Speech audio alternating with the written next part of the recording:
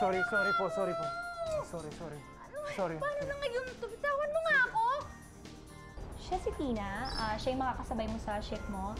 Ituro mo sa kanya yung pasikot-sikot dito sa coffee shop, ha? Sige po, ma'am. Hello po, sir. May gusto po ba kayo? Alam mo, huwag mo na akong tawagin, sir. Lunch na lang. Dahil masarap ang coffee na sineserve mo sa akin. Alam mo, mas nababagay siguro kung tawagin kitang Coffee Princess. Surprise! Tara, tuloy na tayo? Oo naman. I got the cash. Problema ka ba? Oo. Ikaw ang problema ko. May pa-coffee princess ka pa kung makatawag, ha? Tapos may girlfriend ka na pala. Bakit? Ilan ba kaming tinatawag mong coffee princess?